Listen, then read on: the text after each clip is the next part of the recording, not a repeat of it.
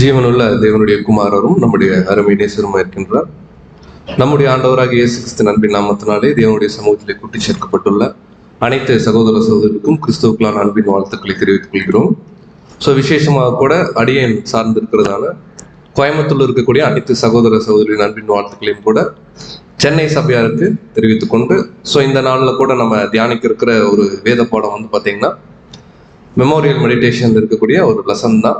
So பாடத்துக்குள்ள போறதுக்கு முன்னாடி ஒரு சில கேள்விகள் மற்றும் அதோடு கூட சில பதில்களையும் நம்ம என்ன பண்ணலாம்னா பார்க்க முயற்சி பண்ணலாம். கேள்வி கேட்கும்போது யாரும் கொஞ்சம் கஷ்டப்பட்டு வேணா, நம்முடைய ஒரு சிந்தனைக்காக தான் இந்த கேள்வி. மெமோரியல்னா என்ன? நம்மளுடைய வியூ நம்ம நிறைய அண்டர்ஸ்டாண்டிங் பண்ணியிருப்போம் இல்லைங்களா? அதுல ஏதாவது காரியங்கள் நம்ம பகிர்ந்துக்கலாம். அப்புறம் சில விளக்கங்கள் ஒருவேளை தேவனுக்கு சித்தம் இருந்தால் நம்ம அதை குறிச்சும் பார்க்கலாம். மெமோரியல் அப்படின்னு பார்க்கும் பொழுது எவ்ரி இயர் வந்து பார்த்தீங்கன்னா நம்ம ஒரு டேட் என்ன பண்றோம், ஃபிக்ஸ் பண்றோம். எதை பேஸ் பண்ணி ஃபிக்ஸ் பண்றோம்? ஹைட் பத்த மாட்டேங்க. நீசான் மாதம் 14ஆம் தேதி இல்லைங்களா? விசேஷமா அதனுடைய ஆரம்ப சாயங்காலம். ஸோ முதல் விஷயம் நம்ம இந்த இன்ஃபர்மேஷன் ஒருவேளை சில சகோதரர்கள் வந்து இந்த வருஷம் முதல் முறையா எடுக்கலாம் அல்லது இரண்டாவது முறையா எடுக்கலாம். முக்கியமா அவர்களுக்கான ஒரு இன்ஃபர்மேஷனா கூட அதை நீங்க எடுத்துக்கலாம். ஏன்னா ஆல்ரெடி சத்தியத்தில் இருக்கக்கூடிய சில மூத்த சகோதர சகோதரிகளுக்கு இது குறித்து நிறைய நாலேஜ் இருக்கும். பட் இருந்த போதிலும் நம்ம எக்லீஷா எல்லாருக்கும் ரீச் ஆகணுன்றால சில பேசிக்கான விஷயங்கள் பார்த்துட்டு பாடத்துக்கு போகலாம். நீசான் மாதம் 14ஆம் தேதி அந்தி வேளையில மதியம் 3 மணிக்கு நம்முடைய ரட்சகர் என்ன பண்ணாருன்னா தன்னுடைய ஜீவனை என்ன பண்ணாரு? அது இல்லையே, அப்படியெல்லாம் ஒத்துக்க முடியாதுன்றீங்களா? நம்ம பார்க்குறோம் இல்லைங்களா? நம்ம பழைய ஏற்பாட்டு காலத்துல பஸ்காவுடைய பிரமாணம் நம்ம பார்க்குறோம். பேசிக் கிளாஸ்ல படிச்சதுதான். இஸ்ரேலருடைய கேலண்டர்ல நீசான் 14, நான் குயிக்கா சொல்லிடுறேன், 14th ஈவினிங் என்ன ஆகும்னா அந்த ஆட்டு குட்டியை சாயங்காலத்திலே அடித்து அப்படின்னு பார்க்கும்போது அது between the 2 evenings around 3 o'clock என்ன பண்ணுவாங்கன்னா அந்த ஆட்டுக்குட்டி அடிப்பாங்க நீசானுடைய 14 முடியிற டைம்ல. ஸோ இதுக்கு இணையாக தான் நம்முடைய ஆண்டவர் என்ன பண்றாருன்னா சிலுவையில அதே நீசான் 14ஆம் தேதி அவர்கள் ஆட்டுக்குட்டி அடிக்கிற அதே நேரத்துல தன்னுடைய ஜீவனை சிலுவையில் என்ன பண்றாருன்னு பாத்தீங்கன்னா மதியம் 3 மணிக்கு அவர் விடுறார்.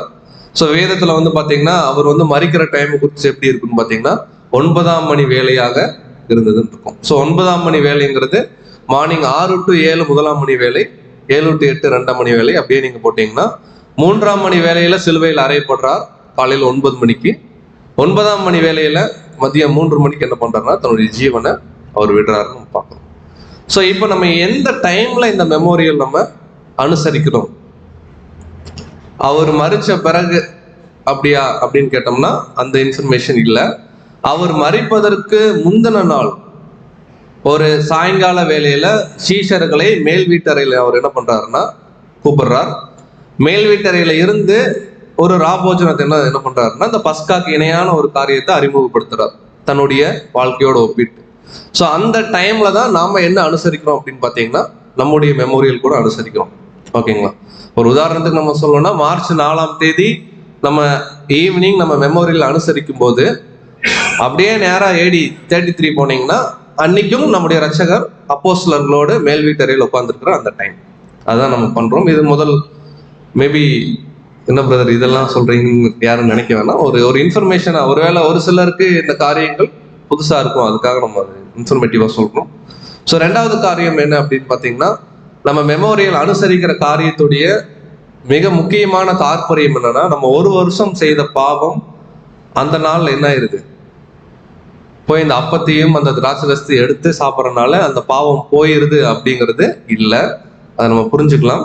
நம்ம என்னைக்கு ஞானஸ்தானத்துல நம்மளை ஒப்பு கொடுக்குறோமோ அன்னைக்கே ஆதாமுக்கு உண்டான எல்லா பாவக்கரைகளும் போயிருது.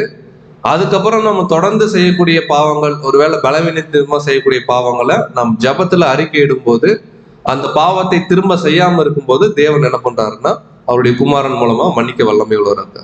அப்ப ஏன் அந்த ஒரு வருஷம் அந்த எடுக்கிறோம் அப்படின்னு பார்க்கும்போது ஒவ்வொரு வருடமும் அதை நம்ம என்ன பண்றோம்னா அடையாளப்படுத்துறோம். கிறிஸ்து இயேசுடைய மரணத்தை என்ன பண்றோம்னா நம்ம வெளிப்படுத்துறோம். நாங்களும் அவருடைய சரீரத்துல ஒரு அங்கம் தான் அப்படிங்கிறதுல தேவன் முன்னாடி என்ன பண்றோம்னா சாட்சி கொடுக்குறோம். அந்த அப்பத்தை பிட்டு என்ன பண்றோம்னா அந்த திராட்சரசத்துல பங்கு கொள்றோம்.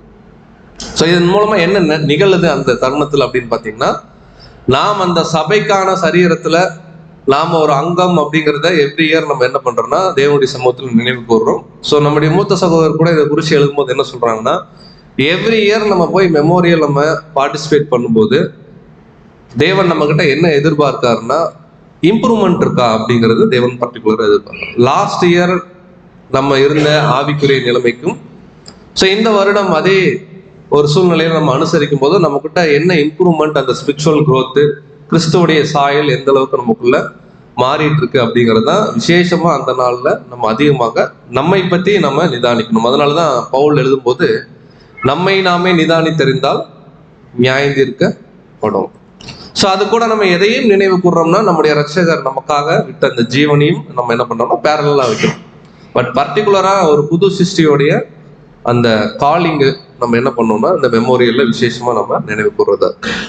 ஸோ இந்த சில இன்ஃபர்மேஷன்ஸோடு கூட நம்ம பாடத்துக்குள்ள போகலாம்.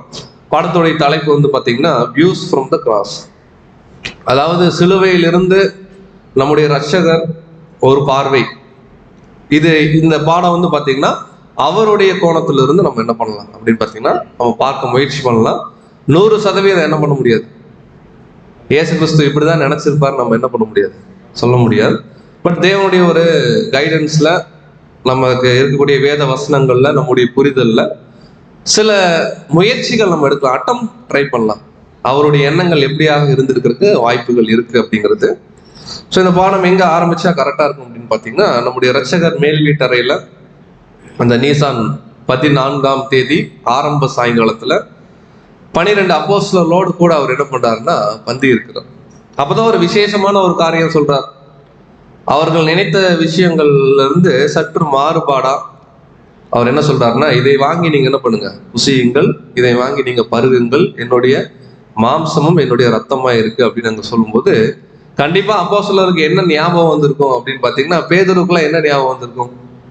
யோவான் 6ஆம் அதிகாரத்துல ஒரு முறை சொன்னார்ல, என்னுடைய மாம்சத்தை புசித்து என்னுடைய ரத்தத்தை நீங்கள் பானம் பண்ணாதான் உங்களுக்குள்ள ஜீவன் இருக்கு அப்படின்னு சொல்லும்போது அநேகர் அதை கேட்டு என்ன பண்ணாங்கன்னா பின்வாங்கி போனார்கள். காரணம், நியாயப்பிரமாணத்துல ரத்தம் என்ன பண்ணக்கூடாது, புசிக்க கூடாது. ஸோ நம்முடைய இரட்சகர் இதை அடையாளப்படுத்தும் போதுதான் ஒருவேளை முழுமையாக அப்போஸ்தலர்கள் அப்ப கூட அதோடைய தாற்பயம் புரியல, ஏன்னா வசனம் அப்படிதான் இருக்கு. பட் சில காரியங்கள் அவர்களுக்கு புரிதலுக்குள்ள அங்க வந்திருக்கும். ஸோ இந்த மெமோரியல் அனுசரிக்கும் போதே ஒருத்தர் என்ன பண்றாரு, அப்பத்தை வாங்கிட்டு கொஞ்சம் இன்ட்ராக்ட் பண்ணீங்கன்னா பெட்டர். அப்பத்தை வாங்கிட்டு ஒரு அப்போஸ்தலர் என்ன பண்றாருன்னா கடந்து போறார். யோவான் 13ஆம் அதிகாரத்துல பார்க்கணும். பாதம் கழுவுன பிறகு அப்பம் பிட்டு கொடுக்கும்போது அப்பத்தை வாங்கிட்டு யூதாஸ் என்ன பண்றாருன்னா கடந்து போறார். எதுக்கு அப்படின்னா ஆல்ரெடி டீலிங் என்ன பண்ணிட்டார், பேசிட்டார், அதை வந்து நிறைவேற்றும். ஸோ இயேசு கிறிஸ்து என்ன பண்றாருன்னா கெத்செமனே நோக்கி என்ன பண்றாரு, கடந்து போறார். நம்ம பார்க்கிறோம். இந்த பாடம் வந்து பாத்தீங்கன்னா நேரம் நம்ம எங்க போவோம், குயிக்கா நம்ம எங்க போயிடலாம்னா கிராஸுக்கு போயிடலாம். ஏன்னா பாடத்துடைய கண்டென்ட் அங்கதான் நம்ம எடுத்துக்கிறோம். ரொம்ப டீட்டெயில்டா இந்த ஹிஸ்டரி நம்ம எடுக்க தேவை. ஏன்னா அடுத்தடுத்த பாடங்கள்ல கண்டிப்பா நம்முடைய சகோதரர்கள் இதுல ஒவ்வொரு பார்ட்டா கூட ஒவ்வொரு ஏரியால என்ன பண்ணுவாங்கன்னா லெசன்ஸ் எடுப்போம். ஸோ அவர் கெத்செமனே போன அந்த ரூட் கூட எப்படி இருக்கலாம் அப்படின்னு சொல்றாங்கன்னா, இதுதான் வந்து கெத்செமனே. இதை வந்து ஜஸ்ட் ஒரு மேப் மாதிரி நீங்க எடுத்துக்கங்க. பர்டிகுலரா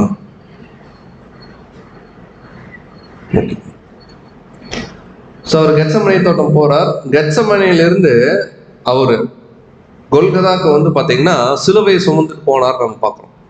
ஸோ இது இன்னைக்கும் வந்து இஸ்ரேல்ல நீங்க பாத்தீங்க அப்படின்னா 2 வகையான கொல்கதா மலையை குறித்து சொல்றாங்க.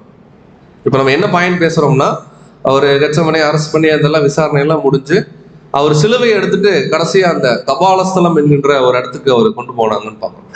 அந்த இடம் வந்து பாத்தீங்கன்னா இன்னைக்கும் ட்ரெடிஷ்னலா 2 இடம் சொல்றாங்க. இது ஜெருசலேம் சிட்டி அவுட்டர்ல வந்து பாத்தீங்கன்னா இங்க இந்த கார்டன்ஸ் கல்வாரி சொல்றாங்க, இங்க ஒரு கல்வாரி அண்ட் டோம் சொல்றாங்க. ஸோ இது 2 விஷயம் இருக்கு. இன்னைக்கு எப்படின்னா கிறிஸ்தவர்கள 2 முக்கியமா மேஜர் அமைப்புகள் இருக்கு இல்லைங்களா. ட்ரெடிஷ்னலா வந்து பாத்தீங்கன்னா ஆர்சி பீப்புள்லாம் வந்து பாத்தீங்கன்னா இதுதான் வந்து கல்வாரி அப்படின்னு சொல்றாங்க. ப்ரொட்டஸ்டன்ஸ்லாம் வந்து பாத்தீங்கன்னா இல்ல இன்னும் அவுட்டர்ல ஒரு இடம் இருக்கு, இந்த இடம் தான் சொல்லி ஜஸ்டிபிகேஷன் அவங்க கொடுக்குறாங்க. ஸோ இதுல நம்முடைய சகோதரர்கள் ஆராய்ச்சி பண்ணும்போது கூட அந்த மேல சொல்லப்பட்ட சிட்டியுடைய அவுட்டர்ல இருக்கக்கூடிய இந்த கார்டன்ஸ் கல்வரி அப்படிங்கிற ஒரு விஷயம் தான் கொஞ்சம் ஏற்புடையதா இருக்கிறதுக்கு வாய்ப்பு இருக்கு. ஆனா ரெண்டுக்குமே ஈக்குவல் ஜஸ்டிபிகேஷன் கொடுக்குறாங்க. பட் நம்முடைய சகோதரர்கள் கூட என்ன சொல்றாங்கன்னா, இல்ல அந்த ப்ரொடெஸ்டன்ட் சொல்லக்கூடிய இடங்களுக்கு அதிக வாய்ப்பு இருக்கு. காரணம் என்னன்னா, நமக்கு பைபிள்ல அந்த இடம் வந்து ஒரு கபால ஸ்தலம், அதாவது ஸ்கல் அப்படின்னு சொல்றாங்க, மனிதனுடைய மண்டையோட போல அந்த மலைப்பகுதி இருக்கிறத நம்ம பார்க்கணும். ஸோ அந்த இடம் எங்க இருக்கு அப்படின்னு பார்த்தீங்கன்னா, ப்ரொடெஸ்டன்ஸ் கிளைம் பண்றாங்க ஒரு இடம் ஜெருசலேம் சிட்டியுடைய அவுட்டர்ல. அந்த இடத்துல தான் மேபி, எல்லாமே மேபி தான். ஏன்? ஏன்னா 2000 வருஷம் முன்னாடி நம்ம அங்க இல்லை. ஸோ இன்னைக்கு என்ன ப்ரூஃப் இருக்கோ அதை வச்சு என்ன பண்றோம்னா ஜஸ்டிஃபிகேஷன் நம்ம கொடுக்குறோம். ஸோ அந்த கார்டன்ஸ் கல்வரி அப்படிங்கிற இடம் தான். அவங்க என்ன சொல்றாங்கன்னா, the location usually referred to today as skull hill. ஒரு மனிதனுடைய மண்டையோட்டை போல பார்த்தீங்கன்னா 2 கண் மூக்கு இருக்க மாதிரி அது ஒரு அமைப்பு இருக்கு. ஸோ இதை வந்து ரிஜிஸ்டர் பண்றாங்க. கிட்டத்தட்ட இந்த கொல்கத்தா அப்படிங்கிறது வந்து இதுதான் அப்படிங்கிறாரு. ஸோ இந்த இடத்துக்கு தான் என்ன பண்றாருன்னா, நம்முடைய ரட்சகர் அந்த சிலுவை அவர் என்ன பண்றாருன்னா சுமந்துட்டு போறார். இதுல கூட நிறைய ஒப்பீனியன் கொடுக்குறாங்க. அவர் வந்து கிராஸ் எடுத்துட்டு போல, ஒரு சிங்கிள் பார் தான் என்ன பண்ணியிருக்காருன்னா எடுத்துட்டு போயிருக்கிறதுக்கு நிறைய வாய்ப்புகள் இருக்கு. அவருடைய எடை கூட கிட்டத்தட்ட 50 கிலோக்கு மேல இருந்துக்கலாம் அப்படின்றாங்க. ஸோ இதுக்கு முன்பாக சில விசாரணைகள் நடந்துச்சு. இந்த விசாரணையில வந்து பாத்தீங்கன்னா நம்முடைய ரட்சகரை வந்து பயங்கரமா சிவியரா ட்ரீட் பண்றாங்க. அப்படி ட்ரீட் பண்ண ஒரு வாரினால் அவரை அடிப்பித்தார்கள் மட்டும் இருக்கும் தமிழ்ல வசனம். அதுதான் நம்ம என்ன நினைச்சுக்கணும், மரத்துல ஒரு சவுக்கு எடுத்து அடிச்ச மாதிரி இருக்க மாதிரி. ஆனா அந்த வாருக்கு கூட இன்னும் டீட்டெயிலா ஹிஸ்டரியில என்ன சொல்றாங்கன்னா, இது வந்து ரோமன் கவர்மெண்டோடைய ஒரு உச்சகட்ட பனிஷ்மெண்ட். அந்த பனிஷ்மெண்ட்ல வந்து பாத்தீங்கன்னா ஒரு மர கைப்பிடியில லெதரால சுற்றப்பட்ட ஒரு ஹேண்டில் இருக்கும். அந்த ஹேண்டில் இருந்து நிறைய வந்து ஸ்ட்ரைப்ஸ், அதாவது வாறுகள் மாதிரி அப்படி போகும் லெதர்ல. அந்த ஒவ்வொரு வார்லயும் வந்து பாத்தீங்க அப்படின்னா அவங்க கொடுத்துருப்பாங்க, அதாவது ஆட்டினுடைய உடைந்த எலும்பு, அப்புறம் மெட்டல்ல வந்து பாத்தீங்கன்னா அந்த உடம்ப கிழிக்கிற மாதிரி சில ஷேப்ல, அதே போல ஒரு பால் மாதிரி இருக்கும், இந்த இடம் லீட் பால்னு சொல்றாங்க. ஸோ இது எல்லாமே வந்து பாத்தீங்க அப்படின்னு பாத்தீங்கன்னா எதுக்குன்னா, ஒரு மனுஷனுடைய சரீரத்துல அடிக்கும் போது இந்த பால் எல்லாம் என்ன பண்ணும்னா, நம்முடைய ரட்சகர் சரீரத்துல படும்போது அந்த சதையை வந்து இலக பண்ணும். அடிச்சு அடிச்சு அந்த இடம் நம்ம கந்திரும் அப்படின்னு சொல்லுவோம் தமிழ். அந்த மாதிரி ஒரு சூழ்நிலை வரும். இந்த இந்த ஷேப் எல்லாம் என்ன ஆகும், அந்த இதெல்லாம் பாத்தீங்கன்னா அந்த சரீரத்துல போய் எது என்ன பண்ணணும்னா பிக்கப்படும். ஸோ இதைதான் நம்ம பார்க்குறோம். அவருடைய உடம்புல வந்து பாத்தீங்கன்னா சதைகள் வந்து பயங்கரமா பிக்கப்பட்டிருக்கு. அவர் சிலுவையில இருக்கும்போதே நிறைய அவருடைய உடல்ல வந்து நிறைய சேஞ்சஸ் என்ன இருக்கு அப்படின்னு பாத்தீங்கன்னா நடந்திருக்கு. அதாவது ஒரு சாதாரண ஒரு விஷயம் இல்ல, ஒரு மனுஷன் உச்சகட்டமான பெயின், எல்லா பெயினும் வந்து பாத்தீங்கன்னா இந்த குரூசிபிகேஷன் அப்படின்னு சொல்லக்கூடிய இந்த மெத்தட்ல வந்து இருக்கிறத நம்ம கவனிக்கணும். அப்படின்னா இது எப்படி அப்படின்னு பாத்தீங்கன்னா, ஆனா இது நெசசிட்டியா? நீங்க காட்ஸ் பிளான் எடுத்தீங்கன்னா ஆதாம் மரிச்சார், கரெக்டா இல்லைங்களா? ஆதாமுக்கு இணையா ரேன்சம் கொடுக்கணும். பட் இப்படிதான் ரேன்சம் கொடுக்கணும் அப்படின்னு லா இல்லை நேரடியா.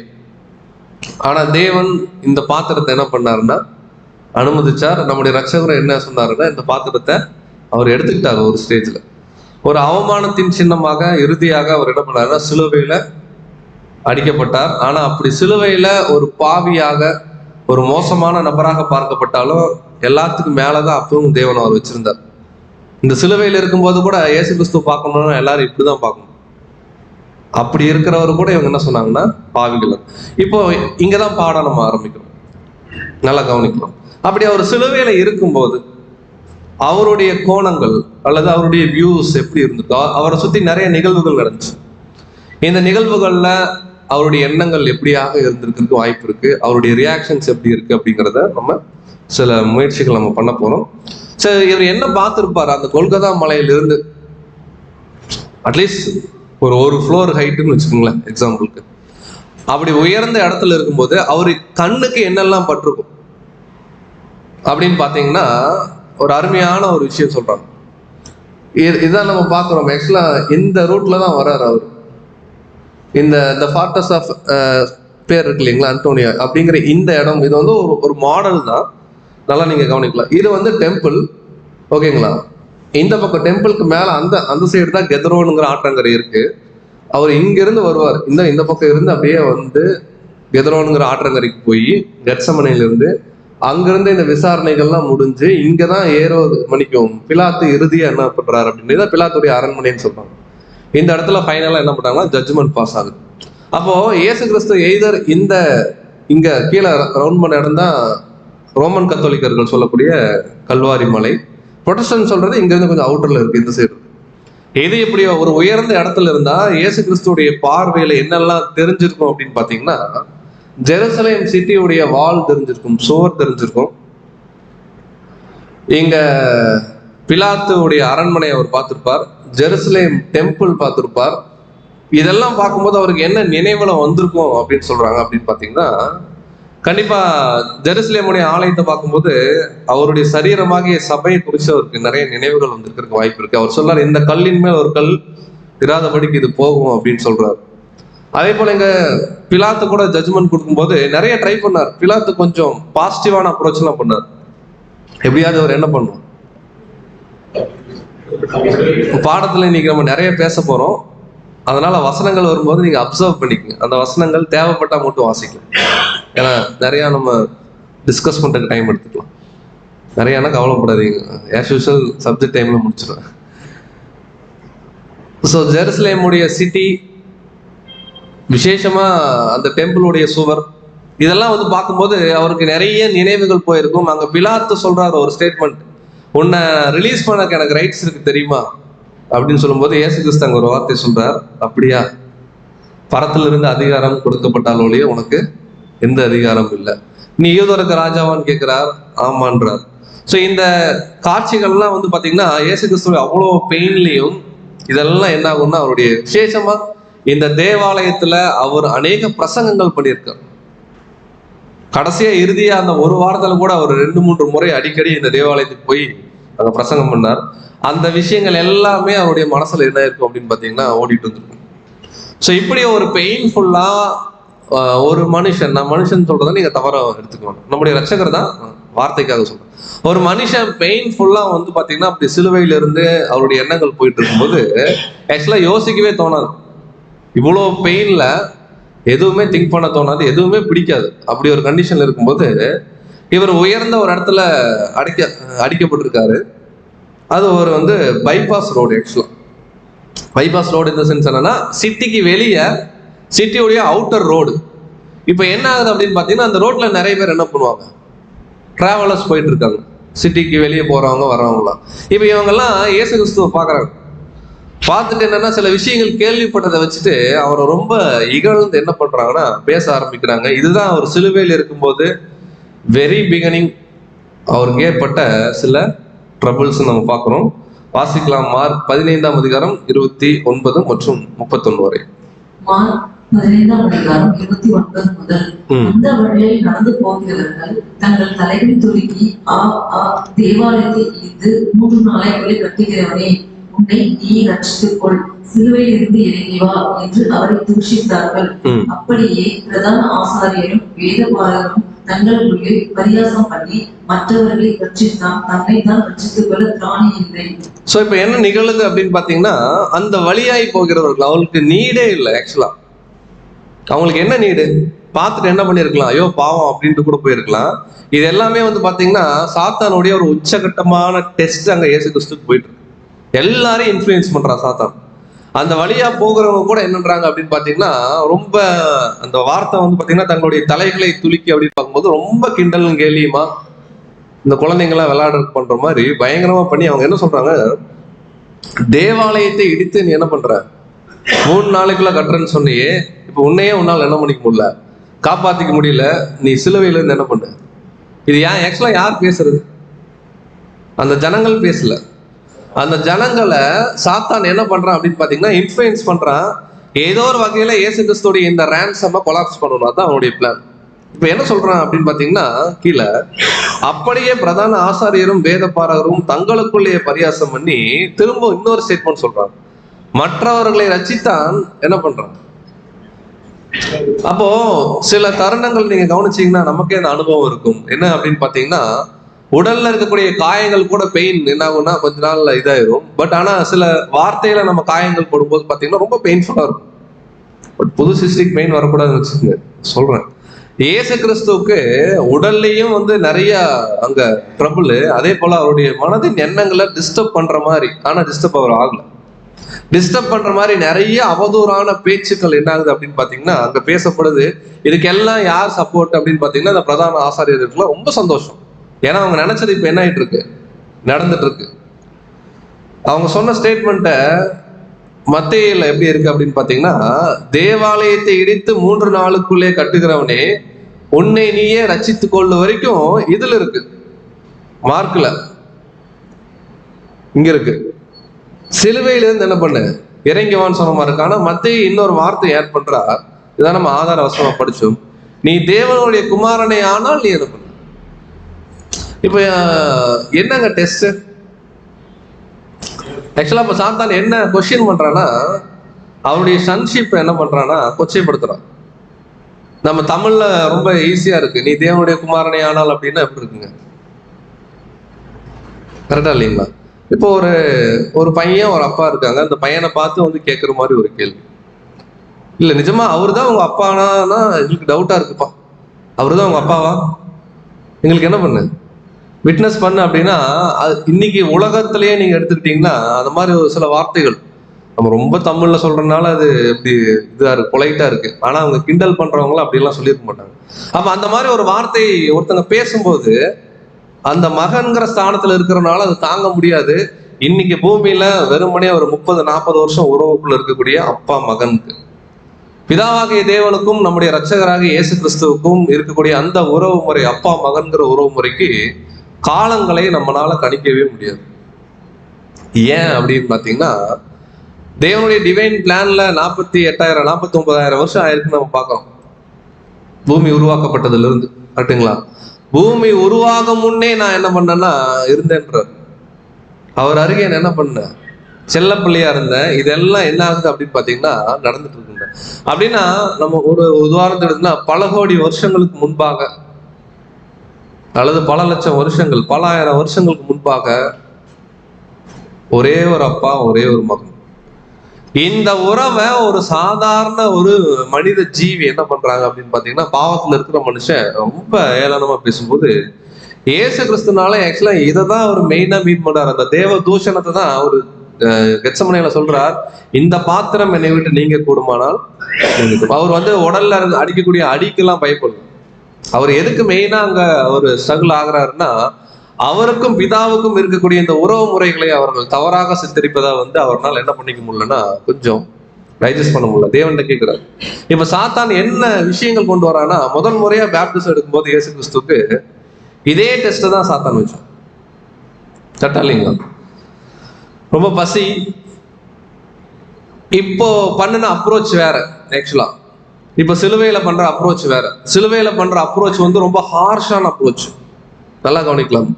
ஆனா இங்க பண்ண அப்ரோச் வந்து ரொம்ப ஃப்ரெண்ட்லியான அப்ரோச். பேப்டிஸ்டோட பிகினிங்ல எப்படி அப்படின்னா, ஒரு ஃப்ரெண்டு மாதிரி தான் வந்திருக்கணும்ன்ற. ரொம்ப பசியா இருக்கீங்க ஆண்டவரே, என்னதான் நம்ம 2 பேருக்கு பிரச்சனை இருந்தாலும் பரவாயில்ல, நீங்க பசியா இருக்கிறத பார்த்தா எனக்கு கஷ்டமா இருக்கு, இந்த கல்லுகளை என்ன பண்ணுங்க, அதுல ஒன்றும் பாவம் இல்லையே, கல்ல அப்பமா மாத்துறது தானே பெரிய பாவம், பாவம்லாம் நீங்க என்ன பண்ணுங்க சாப்பிடுங்க அப்படின்னு சொல்லிட்டு சாத்தான் என்ன சொன்னா அப்படின்னு பாத்தீங்கன்னா, எந்த வார்த்தையை இந்த ஜனங்கள் சிலுவையில் இருக்கும்போது இயேசு கிறிஸ்து பார்த்து கேட்டாங்களோ அதே வார்த்தையை தான் இங்கேயும் சொல்றாங்க. அப்பொழுது பிசாசு அவரை நோக்கி, நீங்க பிதாக்கு தான் பிறந்தீங்களா, நீர் தேவனுடைய குமாரனே ஆனால் நீங்க என்ன பண்ணுங்க. ஒரு தருணங்கள் எல்லாம் அன்புக்குரிய சகோதர சகோதரி, எல்லா டெஸ்ட்லயும் சாத்தான் இயேசு கிறிஸ்துவ எங்க டச் பண்ணா அவர் எமோஷன் ஆவாருன்னு தெரியும். இயேசு கிறிஸ்துவ அவரை என்ன பண்ணாலும் அவர் தாங்கிக்குவார். ஆனா அவங்க அப்பாவை குறிச்சு இல்ல அவங்க அப்பாவுக்கும் அவருக்கு இருக்கக்கூடிய அந்த பரிசுத்தமான உறவை குறிச்சு ஏதாவது பேசினா கொஞ்சம் எமோஷன் ஆவாரு அப்படின்றது சாத்தானுக்கு தெரியும். ஆனா ஆண்டவர் அதுலயும் ரொம்ப தெளிவா தான் இருந்தார். ஆனாலும் அவருடைய அந்த ஒரு எமோஷனல் பாயிண்ட்ல என்ன பண்றாருன்னா, சாத்தான் ஆரம்பத்திலேயே கனெக்ட் பண்றான். கல்ல அப்பமா மாத்தி சாப்பிடுங்கன்னு சொல்லும் போதே, நீங்க பிதாவுடைய பையன் தானா பண்ணுங்க, பிதா பையன் இல்லைன்னா நீங்க பண்ண வேணாம் ஆண்டவரே, நான் கம்பல்லாம் பண்ண மாட்டேன். ரெண்டாவதும் அதே தான், மேல கொண்டு போய் நிறுத்திட்டு உப்பரையில இருந்து அவர் நிறுத்திட்டு, நீங்க என்ன பண்ணுங்க சங்கீத வசனத்தை கோட் பண்ணி நீங்க கீழே குதிங்க, நீங்க தேவனுடைய குமாரன்னா குதிங்க, இல்லைன்னா வேணாம், நமக்கு எதுக்கு வம்பு, நீங்க பிதாவுடைய பையன்னா குதிங்க, இல்லைன்னா நானே புரிஞ்சுக்கிறேன் நீங்க பிதாவுடைய பையன் இல்லைன்னு. இப்படிதான் அங்க போயிட்டு இருந்தது. அப்ப திரும்ப திரும்ப அவர் என்ன பண்றான் அப்படின்னு பாத்தீங்கன்னா, ஒரு டெம்டேஷனுக்குள்ள கொண்டு போறான். ஆனா நம்முடைய ரட்சகர் அருமையாக அதை வெற்றி சேர்ந்து கொண்டே வரார். இறுதி தருணம் வரும்போதும் திரும்ப வரான். அதனாலதான் வசனம் அங்க எப்படி இருக்கு பேப்டிசம் டைம்லன்னா, பிசாசானவன் சோதனை எல்லாம் முடிந்த பின்பு சில காலம் என்ன பண்ண அவரை விட்டு ஒரு கேப் எடுத்துக்கிறான். ஆனா அப்பப்போ பேதுரு யூதாஸ் மூலமா உள்ள வந்து என்ன பண்ணிட்டே இருக்கிறான்னு பாத்தீங்கன்னா, ஏதோ ஒரு தொந்தரவு கொடுத்துட்டே இருக்கான். இப்ப ஆக்சுவலா இந்த தேவனுடைய குமாரனை ஆனால் அப்படிங்கிற விஷயத்த நீங்க ரொம்ப ஆழமா எடுத்தீங்கன்னா, சில வசனங்கள் அவர் இருந்த தன்மை குறிச்சு பைபிள் இருக்கு, கவனிக்கலாம்.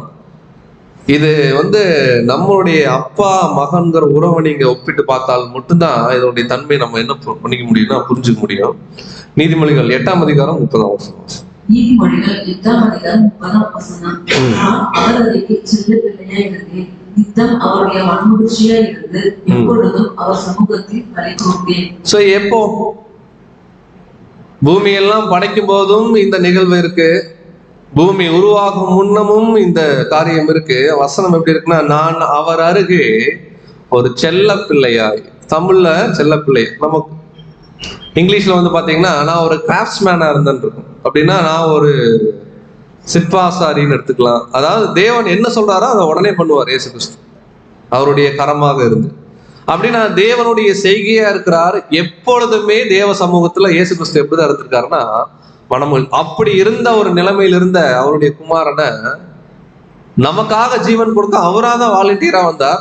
அப்படி வாலண்டியரா வந்தவரை இந்த பூமியில் இருக்கக்கூடிய சாதாரண ஜனங்கள் சாத்தான் எப்படி இன்ஃப்ளூயன்ஸ் பண்றான்னா, அவ்வளவு 1000 ஆண்டுகள் உறவு, ஒரு பரிசுத்தமான உறவுகள் இருந்த 2 பேரை என்ன பண்றான்னா அவரு டெம்டேஷன்.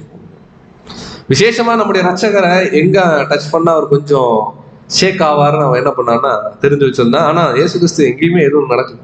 ஆனா ட்ரை பண்ணா திரும்ப திரும்ப சொல்ற வார்த்தை என்னன்னா, நீ தேவனுடைய, யோசிச்சு பாருங்க, இந்த பூமியில இந்த மாதிரி ஒரு சென்டென்ஸ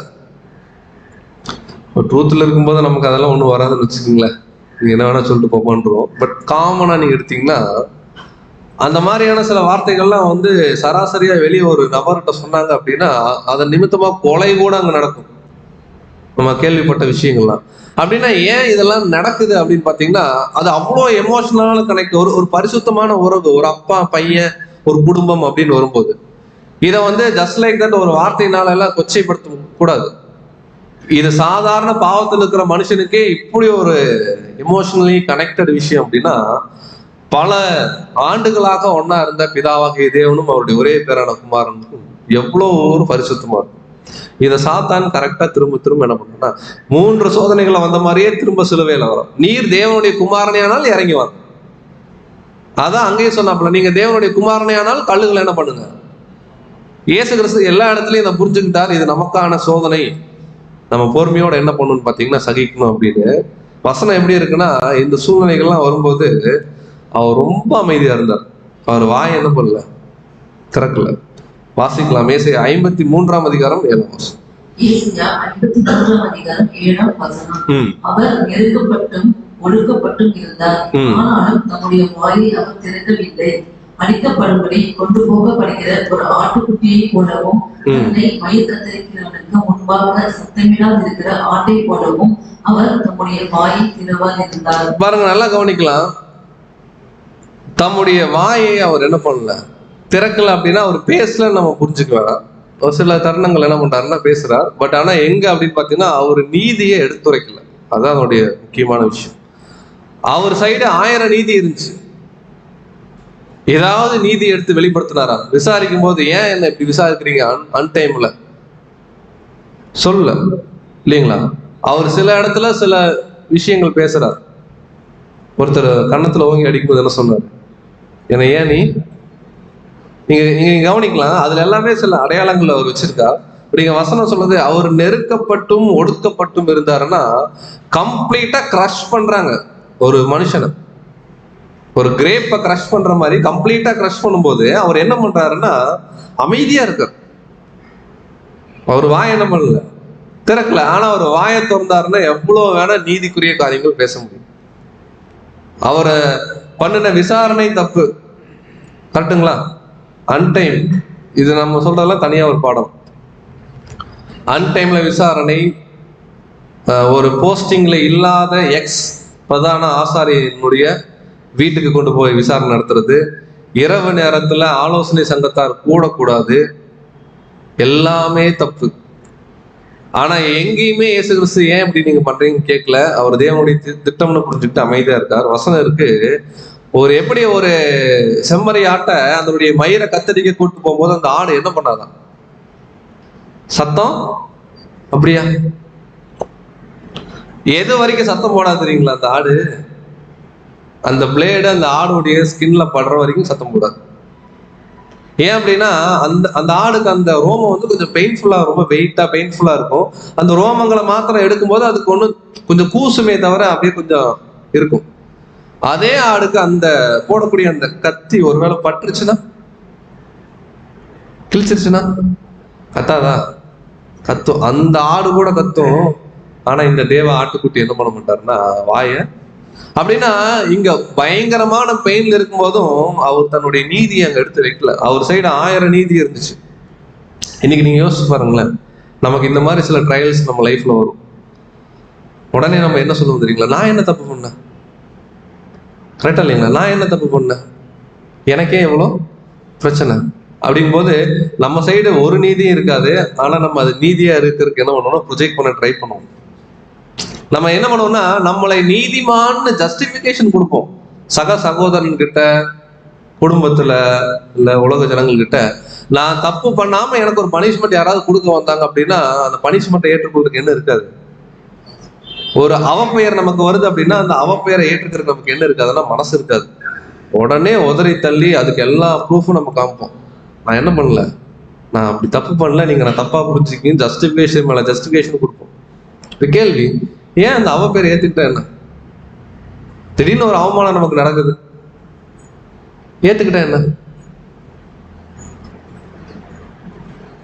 நான் சொல்றது புரியுதுங்களா? ஒரு எக்ஸாம்பிள் சொல்றேன்.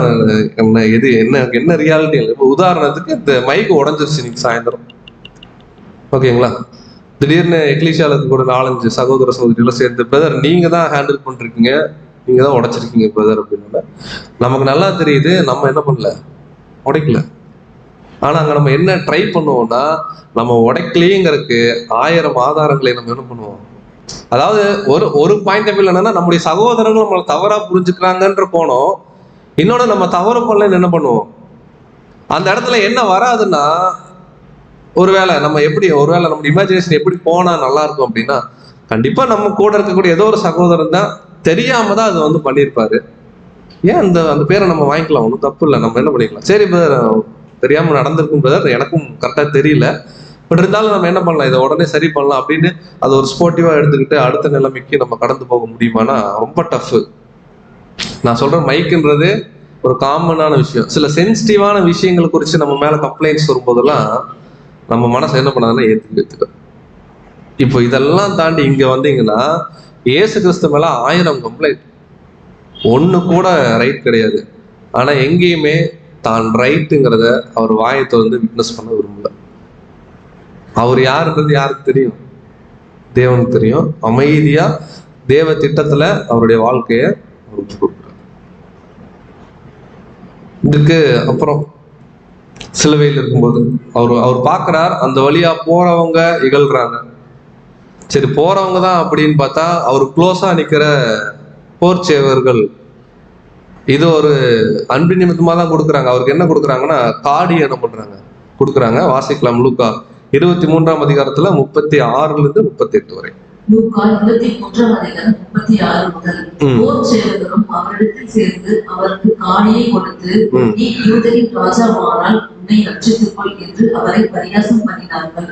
இவன் யூதருடைய ராஜா என்று கிரேக்கு, லத்தீன், இபிரேய எழுத்துக்களில் எழுதி அவருக்கு மேலாக வைக்கப்பட்டது. அதாவது டெஸ்ட் எப்படி தெரியுங்களா வரும்? தலைக்கு எப்படியோ அப்படித்தான் யாருக்கும் வரும். யாருக்கோ வரும் அப்படின்றீங்களா? சரீரத்துக்கும் அப்படிதான் வரும். அப்ப இங்க தலைக்கு என்ன டெஸ்ட்னா ஒரு உண்மையான உறவு முறையை அங்க கேள்விக்குறியாக்குறாங்க. நீர் தேவனுடைய குமாரனா டெஸ்ட். அடுத்து இங்க நம்முடைய தலையா இருக்கக்கூடிய நம்முடைய ரட்சகருக்கு என்ன டெஸ்ட்னா அப்பதான் சொல்லிட்டு வர்றார் பிலாத்துக்கிட்ட, நீர் யூதருக்கு ராஜாவா? ஆக்சுவலா யூதருக்கு ராஜா அங்க யாருன்னா பிலாத்து, கரெக்டா இல்லைங்களா? அவர்தான் ரோமன் அந்த ஒரு ரூலிங்ல இருக்கார். யூதருக்கு பிசிக்கலா இருக்கக்கூடிய ஒரு ராஜா கேட்கிறார், நீர் யூதருக்கு ராஜாவா அப்படின்னா கவலையே கொள்ள, நீங்க என்ன சொல்றீங்களா? ஆமா, நான் யூதருக்கு. பிலாத்து அப்பவே புரிஞ்சுக்கிறார், இந்த மனுஷன் மேல எந்த குற்றமும் நான் என்ன பண்ணல, காணலன்னு சொல்லி அவரு கை கழுவுறார். அப்படி பிலாத்து அவர்கள் சொல்ல சொன்னதாக சொல்லி அவர் எழுதின அந்த வாசகம் தான் இவர் யூதருக்கு ராஜான்னு எழுதி, அதுல சில இழிவா அவரை நடத்தி அவருக்கு மேல சிவப்பான அங்கி உடுத்தி கொஞ்சம் ட்ரபிள் எல்லாம் கொடுத்து அப்புறம் என்ன பண்றாங்கன்னா சிலுவை கொண்டு போறாங்க. இப்ப இங்க என்ன டெஸ்ட்னா, அவர் 2 விஷயம் கிளைம் பண்ண ரெண்டுமே ராங்னு இவங்க என்ன பண்றாங்கன்னா ப்ரொஜெக்ட் பண்றாங்க. ஒண்ணு, இவர் தேவனுடைய குமாரன் மேசியா, அதை ஏற்றுக்கொள்ள மைண்ட் இல்ல, அதை குறிச்சு கேள்வி கேட்டே இருக்காங்க. அடுத்து, இவர் யூதருடைய ராஜா, அவர்களை ரட்சிக்க வந்திருக்கார், அதை குறிச்சு கேள்வி எழுப்பிட்டே இருக்காங்க. இவர் யூதருக்கு ராஜா என்று கிரேக்கு, லத்தீன், எபிரேய பாஷைகள் எழுதி அவருக்கு மேலாக என்ன பண்ணுச்சுன்னா வைக்கப்பட்டுச்சு. நம்ம பாக்குறோம் அந்த சிலுவையில ஐஎன்ஆர்ஐ அப்படிங்கிற ஒரு வாசகம் இருக்குமா இருக்கும். இது பாத்தீங்கன்னா அந்த லத்தீன் மொழியில என்ன சொல்றாங்கன்னா, ஆக்சுவலா அந்த ஐன்றது ஜீசஸ் அப்படிங்கிறது தான், அது உச்சரிக்கிறது கொஞ்சம் கடினமா இருக்கும். அதாவது ஜீசஸ் நசரேனஸ் ரெக்ஸ் இவான்ட்ரோம் அப்படின்ற மாதிரி ஒரு ப்ரொனன்சியேஷன். அப்படின்னா என்ன அப்படின்னா, இவர் யூதருக்கு ராஜா, அவர் கிங் அப்படின்ட்டு. ஆக்சுவலா உடனே பிரதான ஆசாரிட்ட இருந்து ஆளுங்க வராங்க, இல்ல இந்த வாசகத்தை நீங்க என்ன பண்ணுங்க, மாத்துங்க, இவன் தன்னை யூதனுக்கு ராஜான்னு சொன்னா நீங்க என்ன பண்ணுங்க, எழுதுங்கன்னு பிலாத்துக்கு ரிக்வஸ்ட் பண்ணும்போது பிலாத்து சொல்றா, இல்ல நான் எழுதுனது, அங்க கூட காட்ஸ் பிளான் என்னன்னா இவர் யூதருக்கு ராஜா. பிலாத்துக்கு நல்லா தெரியும் இவர் யூதருக்கு ராஜான்னு சொல்லி. ஸோ அவர் கிங் தான் எழுதுறாங்க. ஆனா அவருக்கு என்ன கொடுக்குறாங்க அப்படின்னு பாத்தீங்கன்னா, ஒரு கசப்பு கலந்த காடி எதுவும் பண்றாங்க பாருங்க. இப்போ அவர் சிலுவையில் இருக்கும்போது அவருடைய பார்வை தேவாலயம், அவருடைய சரீரத்தை குறித்து யோசிக்கிறார், அந்த பிலாத்து கொடுத்த விட்னஸ், இதெல்லாம் மைண்ட்ல ஓடிட்டு இருக்கு. எல்லாம் கிட்டத்தட்ட ஜெருசலேம் சிட்டியை அவர் பார்த்துருக்கணும். இப்ப அவரை சுற்றி இருக்கக்கூடிய நபர்களை அவர் பார்க்கிறார். ஒரு ஆள் உள்ள எல்லாரும் என்னன்னா இழிவான பேச்சு தான். ரோட்ல போறவங்க வர்றவங்க எல்லாம் திட்டுறாங்க. கிட்டத்தட்ட அதான் கண்டிஷன்.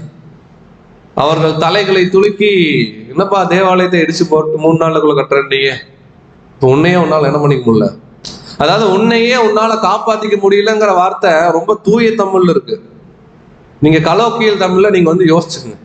அதை நம்ம இங்கிருந்து என்ன பண்ண முடியாது, ப்ரொனவுன்ஸ் பண்ண முடியாது. அவரு முடியல. சரி, கொஞ்சம் க்ளோஸ் சர்க்கிள் வரலாம் அப்படின்னு பார்த்தா அவருக்கு ஆறுதலுக்கு அங்க யாரும் இல்லை.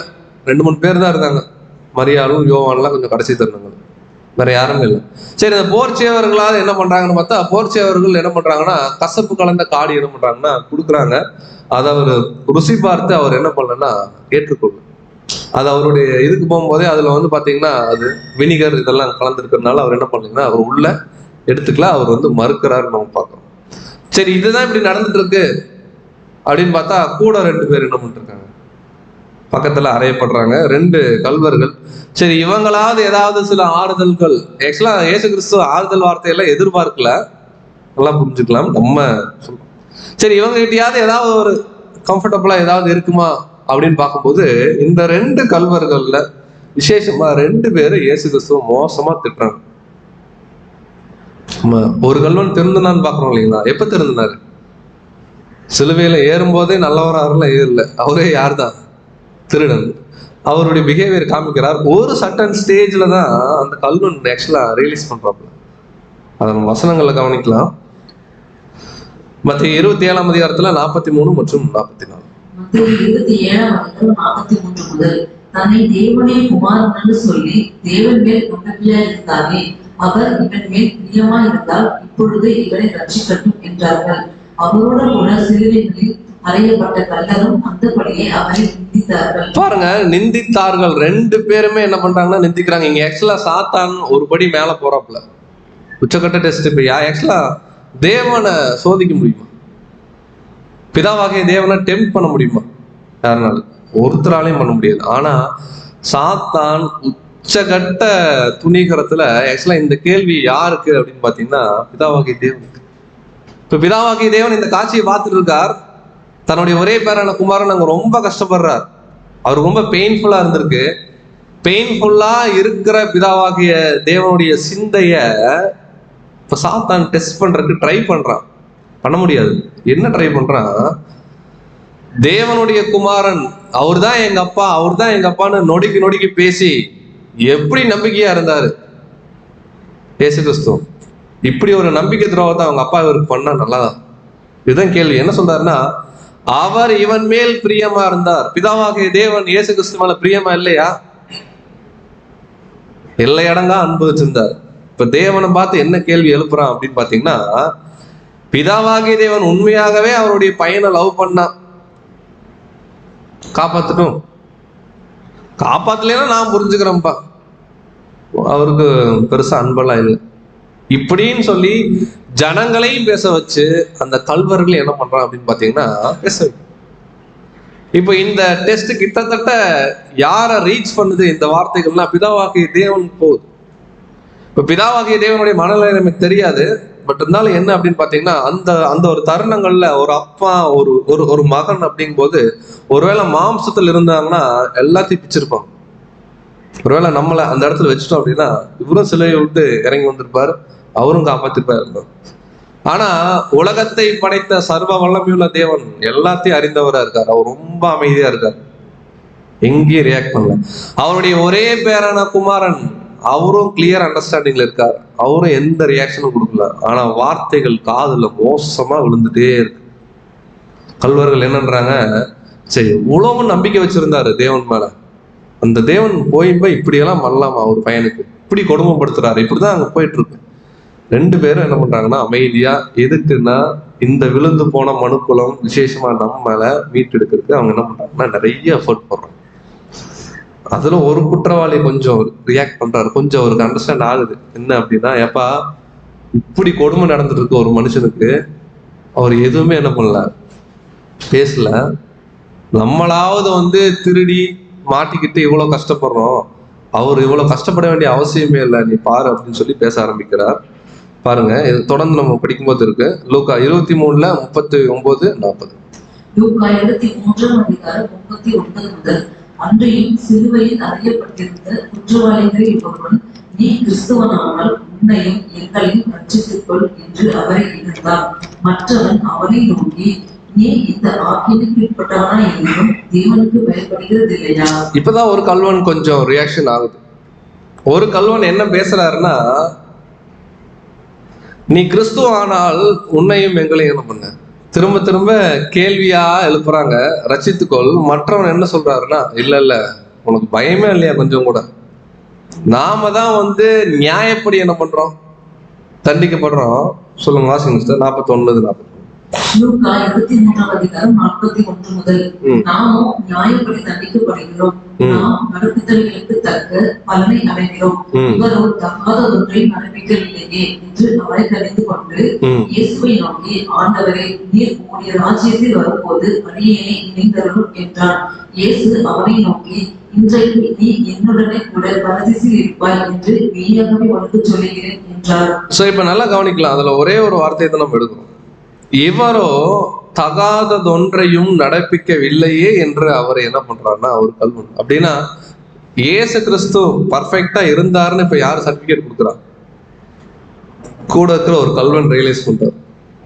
இப்ப கேள்வி, கொஞ்ச நேரம் முன்னாடி நீங்க இன்னும் சில வசனங்கள் பாத்தீங்கன்னா, நாம் கண்டு விசுவாசிக்கத்தக்கதாக மார்க் 15:32 இஸ்ரேலுக்கு ராஜாவாகிய கிறிஸ்து இப்பொழுது சிலுவையிலிருந்து இறங்கி வரட்டும் என்று சொல்லிக் கொண்டார்கள். அவரோட கூட சிலுவைகள் அறையப்பட்டவர்களும் 2 பேரும் தான். கேள்வி, திடீர்னு ஒரு கல்வன் எப்படி மாறினார்? என்ன சப்ஜெக்ட் எடுத்தார் இயேசு கிறிஸ்து? என்ன சப்ஜெக்ட் எடுத்தார்? அவர் பேசவே இல்லை, அதான் சப்ஜெக்ட். சில தருணங்கள்ல புது சிருஷ்டிகளாகிய நாமும் பேசாம இருக்கிறது தான் நிறைய சப்ஜெக்ட். ஏன் அப்படின்னு பாத்தீங்கன்னா பாருங்க, இப்போ இயேசு கிறிஸ்து பிரசங்கம் பண்ணியும் நிறைய பேர் திருந்திருக்காங்க. நீங்க விசேஷமா அவருடைய கேரக்டர் அங்க பேசுது, அவருடைய தன்மை அங்க பேசுது. அவர் பாத்தீங்கன்னா அவரை கண்டிப்பா அந்த கல்வர்கள் எங்க இருந்து ட்ராக் பண்ணிருக்கலாம், அவர் சிலுவை தூக்கிட்டு வர்றதுல இருந்து விஷயங்கள் அறிஞ்சிருக்கலாம். சில ரெஃபரன்ஸ் எல்லாம் கொடுக்குறாங்க, இதுல ஒரு கல்வன் ஆல்ரெடி ஏதோ ஒரு டைம்ல இந்த கிங்டம் காஸ்பெல்லாம் கேட்டிருக்கணும், அதனாலதான் இவரு சொல்றாரு உங்களுடைய ராஜ்யத்துல வரும்போது அப்படின்னா, அவர் ராஜ்யத்துல வருவாருன்னு யாருக்கு தெரிஞ்சிருக்கு? ஒரு கல்வனுக்கு தெரிஞ்சிருக்குன்னு சொல்றாங்க. நமக்கு விளக்கம் அது நமக்கு தெரியும். அவர் அன்னைக்கே பேரடைஸ்ல இல்லை, அவர் என்ன சொல்றாரு, இன்றைக்கு நான் உனக்கு சொல்றேன், நீ என்னோட கூட அந்த பரதேசியில அந்த ஏதேன் தோட்டத்துல இருப்ப அப்படின்னு சொல்றாரு. இப்ப கேள்வி, 2 பேரும் நின்றுச்சாங்க, திடீர்னு ஒருத்தர் மாறுறாரு. எப்படி மாறுறாரு, எப்படி சாத்தியம்? அந்த 6 hours சிலுவையில் இருந்ததுல எப்படி ஒருத்தர் திருந்துறாரு அப்படின்னு பாத்தீங்கன்னா ஒண்ணுமே இல்லை. அவரு ஏன்னா வேற ஆப்ஷனே இல்லையே, சிலுவையில் இருக்காங்க, கீழே பார்த்தா ரொம்ப மோசமான விஷயங்கள், கூட இருக்கிறது 2 பேர் தான். ஒரு அந்த அந்த கல்வனை பொறுத்த வரைக்கும் அவரோட ஃப்ரெண்டு ஒருத்தர், நடுவில் இயேசு கிறிஸ்து. இப்போ ஆப்வியஸ்லி அவரையும் பார்த்திருப்பாரு, இயேசு கிறிஸ்துவையும் பார்த்திருப்பாரு. நம்ம தப்பு பண்ணிட்டு நம்ம இவ்வளவு அடி வாங்குறோம், தப்பே பண்ணாதவரை ரொம்ப சித்திரவதைப்படுத்துறாங்க, ஆனா எங்கேயுமே அவர் தன்னை நியாயப்படுத்தவே இல்லையா, அமைதியா இருக்கிறாரு. எப்படி இப்படி முடியுது அவரு ஃபீல் பண்றாரு. இப்ப கூட இருக்கக்கூடிய போர் சேவர்களும் இந்த காட்சி என்ன பண்ணிருக்காங்க, பார்த்துட்டே இருக்காங்க. அவங்களுக்கும் ஒரு திருந்தருக்கு ஒரு வாய்ப்பு அவர் மறிச்சதுக்கு அப்புறம் நடக்குது. வசனம் எப்படி இருக்கு அப்படின்னு பாத்தீங்கன்னா வாசிக்கலாம். 1 பேதுரு 2ஆம் அதிகாரம் 22, 23. 1 பேதுரு 2ஆம் அதிகாரம் 22 முதல். அவர் பாவம் செய்யவில்லை, அவருடைய வாயிலே வஞ்சனை காணப்படவும் இல்லை. அவர் வையப்படும் போது அதில் வையாமலும், பாடுபடும் போது பயமுறுத்தாமலும், நியாயமாய் தீர்ப்பு செய்கிறவருக்கு தம்மை ஒப்புவித்தார். நல்லா கவனிக்கலாம் அன்புக்குரிய சகோதர சகோதரிகளே, இங்க என்ன நிகழுது அப்படின்னு பாத்தீங்கன்னா, அவர் பாவம் செய்யவில்லை. கரெக்டா இல்லைங்களா? எதுலையுமே அவருடைய சொல்ல சரி, அவருடைய செயல்ல சரி, அவருடைய எண்ணங்கள்ல சரி, எதுலையுமே அவர் பாவம் செய்யல.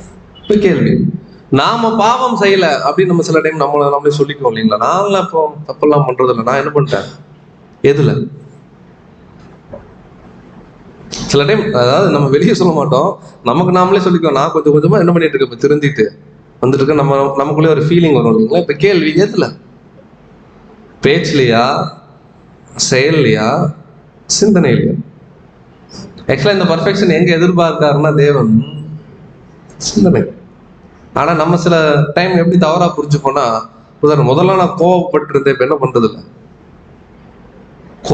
அதாவது முதல்ல கோவப்பட்டு ஒரு பொருளை உடைச்சிட்டு இருந்தேன், இப்ப அந்த பொருள் தான் உடையறது இல்லையே தவிர பிரெயின் என்ன ஆகுது, அப்படியே இதாகுது. இங்க விஷயம், அவர் பாவம் செய்யவில்லை அப்படின்னா எதுலையுமே இல்லை, அவருடைய எண்ணங்கள்ல கூட ஒரு தவறான சிந்தனை வரல. வசனம் இருக்கு, அவர் வாயில என்ன காணப்படல, வஞ்சனை இல்லை. அவர் சொல்றாரு பாருங்க, அவர் வையப்படும் போது, அவர் போட்டு திட்டும் போது அவர் திருப்பி என்ன பண்றாரு, ஒரு வார்த்தை கூட பேசல. அடுத்து சொல்றாரு, அவர் பாடுபடும் போது ஓங்கி ஒரு அறை விடுறாங்க. இயேசு கிறிஸ்துனால அவரை பயமுறுத்த முடியும்.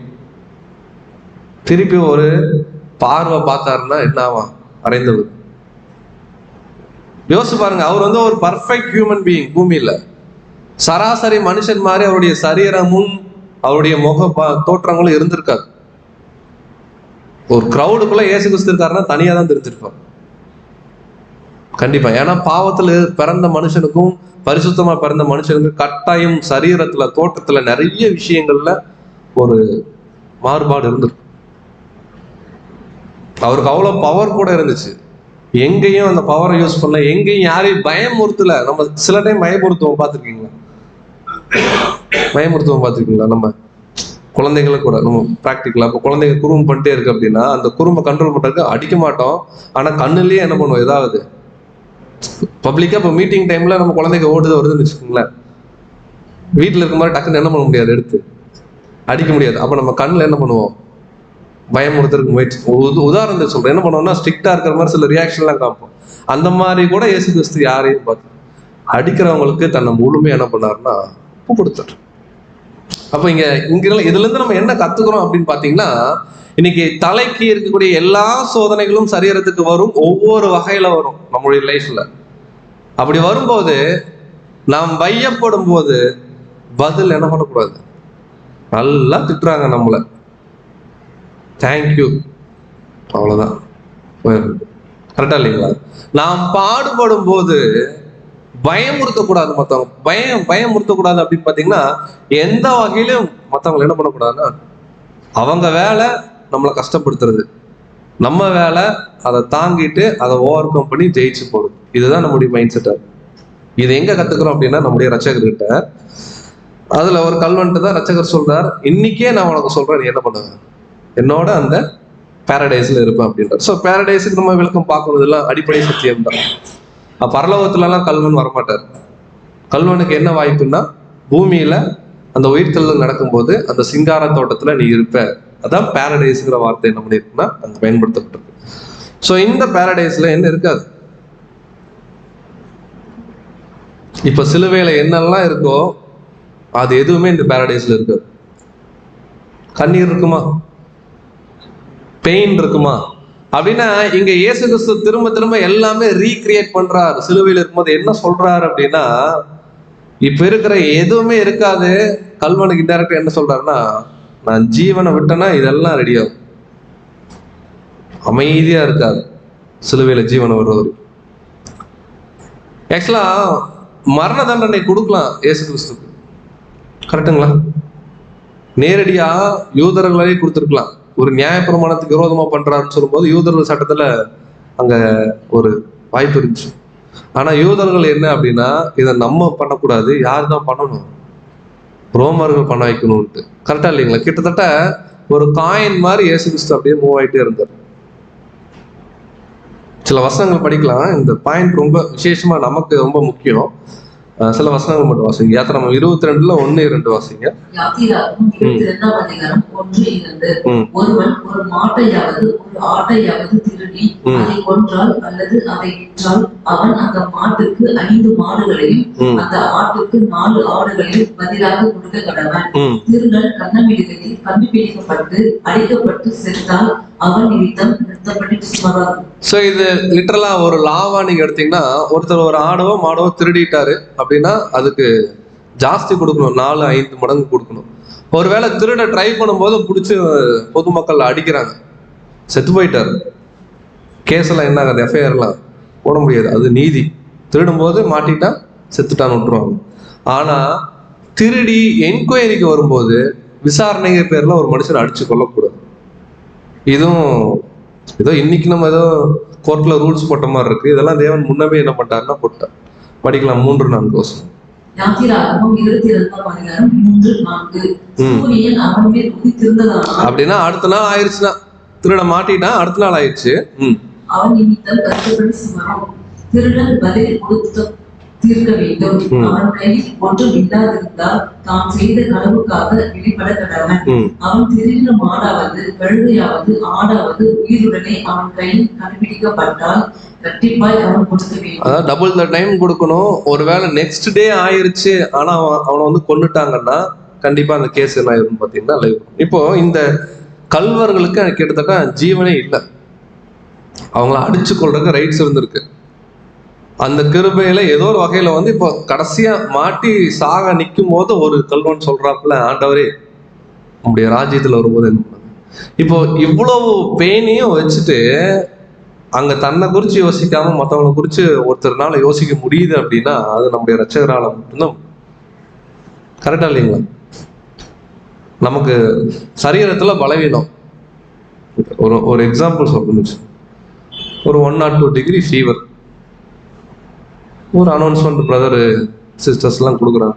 நம்ம எக்லீஷியால இன்னொரு பிரதருக்கு 104 டிகிரி ஃபீவர், அவர் அப்போலோலாம் என்ன இருக்காரு, அட்மிட் ஆயிருக்காரு, நீங்க போய் இந்த மெடிசன் அவர் கொடுத்துட்டு வாங்கன்னா நம்ம என்ன சொல்லுவோம்? ஏங்க நானே ஆல்ரெடி என்னவா இருக்கேன், பலவீனமா இருக்கிறேன், நான் எப்படிங்க போய் அப்படின்னா. இப்ப நீங்க இயேசு கிறிஸ்து கனெக்ட் பண்ணுங்க. அவர் சரீரத்துல சதை இல்லை, பிற்கப்படுது. அவர் உடையில, அவருடைய சரீரத்துல உடை இல்லை, நிர்வாணப்படுத்துறாங்க. கிட்டத்தட்ட அரை நிர்வாணம். தலையில முள்முடி. அவர் பாடியில பெயின் வராத இடமே இல்லை. இவ்வளவு பெயின் வரும்போது ஒரு மனுஷனுடைய நார்மல் பிரெயின் இன்னொருத்தருக்கு ஹெல்ப் பண்ணும் அப்படின்லாம் யோசிக்கவே யோசிக்காரு, தலைகளாம் நின்றாங்க. ஆனா அப்ப கூட ஒரு கல்வனை பார்த்து சொல்றார், என்ன சொல்றாரு அப்படின்னு பாத்தீங்கன்னா, நீ என் கூட எங்க இருப்ப? பரதேசம். அப்ப கூட தன்னை குறிச்சு யோசிக்காம மத்தவங்களுக்காக யோசிக்கிறார் இல்லைங்களா? அவருதான் கிறிஸ்து. இப்ப நாம அவருடைய சரீரம் அப்படின்னா நம்ம லைஃபும் மற்றவங்களுக்காக தான் இருக்கும், யாருக்காக இருக்கக்கூடாது. இவ்வளவு பெயின்லயும் அவங்க அம்மா நிக்கிறாங்க கீழே வேற, எவ்வளவு கஷ்டமா இருக்கு தெரியுங்களா? சொல்லலாம் அவங்க பூமிக்குரிய தாய், அவர் வந்து அவங்க வயிற்றுல ஒரு இடம் தான் கொடுத்தாங்க, அவங்களுக்கும் இயேசு கிறிஸ்துக்கும் பெரிய சம்பந்தம் இல்லை, எல்லாம் கரெக்ட் தான். ஆனா ஒரு கிட்டத்தட்ட 30 வருஷம் வரைக்கும் ஒரு ஃபேமிலியில அவர் இருக்கார். அட்லீஸ்ட் அந்த ஒரு கான்டாக்ட், அந்த ஒரு பந்தமாவது இருக்காதாங்க? இப்போ ஒரு குழந்தை பிறந்ததுல இருந்து சித்தி வீட்டுல வளருது, பாட்டி வீட்டுல வளருது, 20 வருஷம் வளர்ந்துருச்சுன்னா கிட்டத்தட்ட அந்த பாட்டி தான் அந்த குழந்தைக்கு அம்மா மாதிரி. நீங்க அந்த ஆங்கிள் கூட எடுத்துக்கலாம். என்னதான் நேரடியா மரியாளுக்கும் இயேசு கிறிஸ்துவுக்கும் இந்த மாம்சீக ஒரு பாண்டேஜ் இல்லைனாலும், மரியாள் அப்படிங்கக்கூடிய அந்த சகோதரி தன்னுடைய வயிற்றுல ஒரு இடம் கொடுத்து அதுல இயேசு கிறிஸ்து கருவாக வந்து பிறந்து ஒரு லைஃப் அவங்களோட அம்மா மகனாக அவங்க ஸ்பெண்ட் பண்ண தருணங்கள் எப்படி இருந்திருக்கும் யோசிப்போம். அவர் எங்கேயுமே காட்ஸ் பிளான்ல இருந்து டீவியேட் ஆகவே இல்லை இயேசு கிறிஸ்து. நான் சொல்றது எல்லாமே ஒரு நேச்சுரலான தாட்.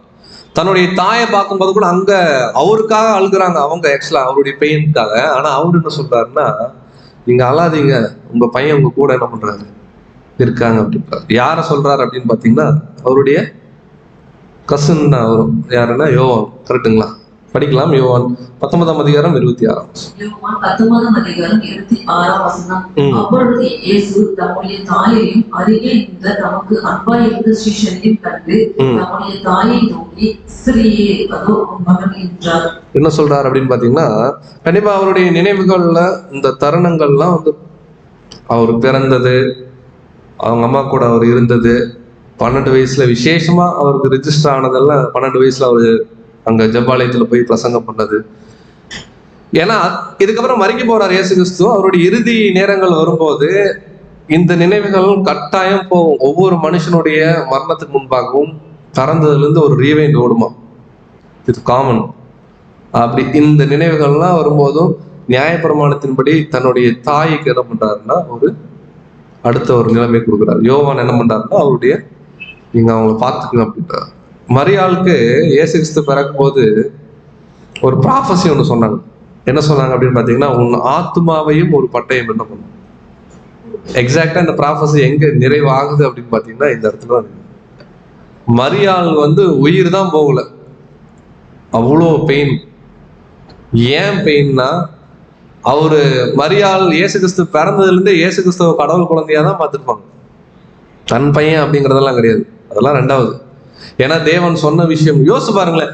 தேவன் ஜஸ்ட் லைக் தட் வந்து ஒரு சகோதரி கிட்ட, பாருமா நீ கன்சீவ் ஆயிடுவ, தேவனுடைய குமாரன் உன்னுடைய வயிற்றுல பிறக்கும்லாம் அப்படிலாம் தேவன் ஜஸ்ட் லைக் தட் ஒரு ஸ்திரீயெல்லாம் செலக்ட் பண்ண மாட்டார். அன்னைக்கு அநேகம் ஸ்திரீகள் ஏங்குனாங்க. நீங்க லைஃப் ஆஃப் கிரைஸ்ட் புக்ல இந்த பிகினிங் வாசிச்சு பாருங்க. யோவான் சானனை குறிச்சு ஒரு 3-4 விஷயங்கள் ஒரு மகாபெரிய தீர்க்கதரிசி ரீபிரின்ஸ் ஆர்டிக்கல்லாம் வரும். அதுல மேசியா என்னுடைய வயிற்றுல தான் பிறக்கணும்னு அன்னைக்கு எக்கச்சக்க ஸ்திரீகள் ஏங்கின காலம் அது அப்படின்னு அந்த ஆர்டிக்கிள் வரும். அதுல ஒரு ஸ்திரீயை செலக்ட் பண்ணி கொடுக்குறாங்கன்னா விசேஷமா அவங்க ரொம்பவுமே பிளஸ்டு தான். ஆனா ரொம்ப பெயின்ஃபுல்லான விஷயம். அந்த ஆத்மாவை அந்த பட்டயம் அங்க என்ன ஆகுதுன்னா உருவுது. இப்போ கொஸ்டின், நமக்கும் இதே மாதிரி டெஸ்ட் கட்டாயம் என்ன ஆகும்? என்ன ஆகும்? நமக்கும் நம்ம லைஃப்ல நடக்கும். ஏன் இயேசு கிறிஸ்து பேப்டிஸ்ட் இடத்துல சோதனை வந்துச்சு? ஏன்னா நமக்கு வரும். ஏன் இயேசு கிறிஸ்து மறிக்கும் போது அவருக்கு சோதனை வந்துச்சு? ஏன்னா நமக்கு வரும். ஏன் இயேசு கிறிஸ்து வாழும் போது நடுவில் இருந்து சூழ்நிலை வந்துச்சு? நமக்கும் வரும். அப்படின்னா சரீரமாகி சபைக்கு என்னவோ அதை தலைக்கு சில இடங்கள்ல தேவன் அடையாளப்படுத்துறார். அப்ப அவருக்கு வந்த பெயினை நீங்க எடுத்து பாருங்களேன். அவருக்கு எல்லாமே நிந்தனை, அவமானம் தான் அவர் லைஃப்ல மிச்சம். ஆனா எங்கேயுமே இயேசு கிறிஸ்து என்ன பலன் அறியாது. ஆனா அவர் ஒண்ணு மட்டும் என்ஷூர் பண்ணிக்கிட்டார், நம்ம பண்றது பிதாவாகிய தேவனுடைய திட்டத்துல அவருடைய பிரமாணங்களுக்கு செய்வார்கள். கெத்சமனேல அவர் நோக்கி என்ன பண்றாருன்னா கதறாரு இயேசு கிறிஸ்து. வாசிக்கலாம். எபிரேயர் 5ஆம் அதிகாரம் 7ஆம் வசனம். எபிரேயர் 5ஆம் அதிகாரம் 7ஆம் வசனம். அவர் மாம்சத்தில் இருந்த நாட்களில் தம்மை மரணத்திலிருந்து ரட்சிக்க வல்லமையுள்ளவரை நோக்கி பலத்த சத்தத்தோடும் கண்ணீரோடும் விண்ணப்பம் பண்ணி வேண்டுதல் செய்து தமக்கு உண்டான பயபக்தி நிமித்தம் கேட்கப்பட்டு. கரெக்டா இல்லைங்களா? அவர் மாம்சத்தில் இருந்த நாட்கள் அவர் என்ன பண்ணாரு? விசேஷமா இந்த வசனம் எங்க சொல்லப்பட்டிருக்குன்னா கெத்சமனேல அவர் என்ன பண்றாரு? பிரேயர் பண்றாரு. யாரை பார்த்து? பிதாவாகிய தேவன். அப்ப தேவன் என்ன பண்ணாருன்னா ஒரு தூதனை என்ன பண்ணாருன்னா அனுப்பிச்சு என்ன பண்ணாரு? அங்க அவரை கன்சோல் பண்ணார். நீங்க நோட் பண்ணிக்கங்க ரெஃபரன்ஸ்க்கு. லூக்கா 22ஆம் அதிகாரம் 43 மற்றும் 44ஆம் வசனம். சம் ஓல்டு மேனுஸ்கிரிப்ட்ல இந்த வசனம் இடம்பெறல, ஓகேங்களா? ஆனா அதுக்கு முன்னாடி ஓல்டு மேனுஸ்கிரிப்ட்னு சொல்லக்கூடிய சினாப்டிக் மேனுஸ்கிரிப்ட்னு ஒன்று சொல்லுவாங்க. அதுதான் first very beginning manuscript Bible. அதுல இருந்து அந்த மேனுஸ்கிரிப்ட்ல இந்த 2 வசனம் இருக்கு. அதுக்கப்புறம் வந்து சில வேட்டிக்கன் பைபிள்ல என்ன பண்றாங்கன்னா இந்த வசனம் வந்து ஸ்பியூரியஸ்ன்னு சொல்லி பிராக்கெட் என்ன பண்ணிருக்காங்கன்னா போட்டிருக்காங்க. ஸோ இந்த வசனம் இருக்குதே இல்லை அப்படிங்கிற டிபேட் நம்ம வரல. இங்க என்ன பாயிண்ட் நம்ம சொல்ல வரோம்னா, தேவன் அவருடைய அன்பை சில இடங்கள்ல சில தருணங்கள்ல காமிச்சார். சிலுவையில நிற்கிறார், பெயின், சுத்தியும் ஜனங்கள் ஏங்க. அப்ப கூட இயேசு கிறிஸ்துவோட ஹெல்ப் கேட்கற கொஞ்சம் பேர் இருந்தாங்க, கல்வன் மாதிரி. அவ்வளோ பெயின்லையும் தன்னுடைய பெயினை இது பண்ணாம மற்றவங்களுக்கு என்ன பண்ணாருன்னா இறுதியா மதியம் 3 மணி அவர் என்ன சத்தம் கொடுக்குறாரு அப்படின்னு பார்த்தீங்கன்னா, 9ஆம் மணி நேரத்திலே இயேசு ஏலி ஏலி லாமா சபக்தான் என்று மிகுந்த சத்தமிட்டு கூப்பிட்டார். அதற்கு என் தேவனே என் தேவனே, அதாவது ஒரு மனுஷனுடைய உச்சகட்ட பெயின்ஃபுல்லான ஒரு ஸ்டேட்மெண்ட் இறுதியா சொல்லி அவர் என்ன பண்றாருன்னா தன்னுடைய ஆவியை என்ன பண்றாருன்னா விடுறாரு. சரி, மறிச்சிட்டார், அதோட முடிஞ்சுதான் அப்படின்னு கேட்டீங்கன்னா இல்ல. அதுக்கப்புறம் கூட அந்த போர் சேவகன் மெய்யாகவே இவர் தேவனுடைய குமாரன் என்ன பண்றாரு அப்படின்னா யோசிச்சு பாருங்களேன். அவர் வந்து இப்போ பாடம் முடிக்கிறோம். பாடம் எங்க ஆரம்பிச்சோம்னா சிலுவையிலிருந்து ஒரு பார்வைன்னு பார்க்கும்போது, அவர் சிலுவையில் இருக்கும்போது அவருக்கு நிறைய தாட்ஸ் போயிருக்கும். அதுல விசேஷமான ஒரு தாட் என்ன அப்படின்னு பார்த்தீங்கன்னா, அவருடைய மனவாட்டிக்காக அவர் நிறைய விஷயங்கள் பண்றார். அவ்வளோ பெயின்லையும் அவர் சில வார்த்தைகள் தான் பேசுறார், சில வார்த்தைகள் தான் பேசுறார். அந்த சில வார்த்தைகளும் நிறைய ஞானத்தங்களை கொடுக்கும். கல்வன் கேட்கிறார், பெயின்ஃபுல்லா இருக்கும்போது கல்வனுக்கு சொல்றார், அவங்க அம்மா கீழே இருக்காங்க, அவங்க அம்மாவுக்கு ஆறுதல் கொடுக்குறார். அந்த வழியில போறவங்க வரவங்க இழந்து பேசுறாங்க, எதுக்குமே மாறுதனம் பேசல, எல்லாத்தையும் அக்செப்ட் பண்ணிக்கிட்டார். ஆனா எதுவுமே அங்க உண்மை இல்லை. அது உண்மை இல்லைங்கிறத நம்ம இப்பதான் என்ன பண்றோம்னா நம்ம அண்டர்ஸ்டாண்ட் பண்ணிக்கிறோம். மேபி அவர்களும் உயிர்த்தெழுதல் என்ன பண்ணுவாங்கன்னா அந்த ஜனங்களும் அண்டர்ஸ்டாண்ட் பண்ணுவாங்க. அதான் வசனம் இறுதியா நம்ம எப்படி பாக்குறோம்னா, இது கூட இந்த வசனத்தை கூட நம்ம தெளிவா புரிஞ்சுக்கணும். 2 கொரிந்தியர் 5:21 வாசிங்க. 2 கொரிந்தியர் 5ஆம் அதிகாரம் 21ஆம் வசனம். நாம் அவருக்குள் தேவனுடைய நீதியாக படித்து பாவம் அறியாத அவரை நமக்காக பாவம் ஆக்கினார். சோ இதை எப்படி படிச்சிடக்கூடாது? மேபி இது அப்டேஷனா இருக்கலாம், இல்ல ஆல்ரெடி உங்களுக்கு தெரிஞ்ச இன்ஃபர்மேஷனா இருக்கலாம். பாவம் அறியாத அவரை தேவன் பாவி ஆக்கினார் அப்படிங்கிறத நீங்க புரிஞ்சுக்க கூடாது. இயேசு கிறிஸ்து எங்கேயும் பாவியெல்லாம் ஆகல, நல்லா நம்ம புரிஞ்சுக்கலாம்.